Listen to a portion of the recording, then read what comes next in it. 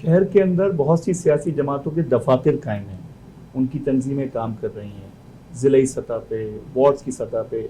کیا وجہ ہے کہ مہاجر قومی موومنٹ سوائے ایک مرکزی دفتر اور ایک سینٹرل کے دفتر کے اس طریقے سے یونٹوں کی سطح پہ اور زونز کی سطح پہ اور علاقائی سطح پہ دفاتر قائم کرتے نظر نہیں آ رہے، جو کہ آپ کا آئینی حق بھی ہے؟ جی ہے، مجھے دفتر کھولنے سے کسی نے منع بھی نہیں کیا، اور جہاں جہاں ممکن ہے، جہاں ضرورت ہے وہاں دفتر کھولیں گے بھی.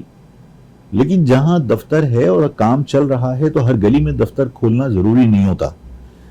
جن جماعتوں کی طرف آپ نے اشارہ کیا ہے تو وہ ہر جگہ دفتر جو کھلے ہوئے ہیں وہ دفتر کم دکانیں زیادہ ہیں. جہاں پر قبضہ مافیا بیٹھی ہوئی ہے، جہاں پر ریکوری کے کیسز ڈیل کیے جا رہے ہیں، تو نہ میری پارٹی اس مزاج کی ہے اور نہ میں ضرورت محسوس کرتا ہوں کہ بھئی ہم جگہ جگہ دکانیں کھولیں اور وہاں پر ہم ریکوری کے معاملات اور قبضے کے پلاٹوں کے معاملات طے کریں. تنظیمی معاملات چلانے کے لیے جہاں ضرورت ہوگی وہاں ہم آفس کھول لیں گے.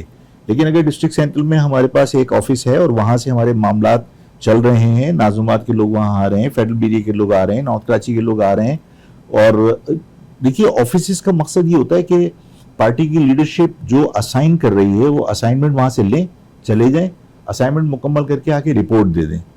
آفس دکان نہیں ہوتا جس کا ہر جگہ کھلنا ضروری ہو.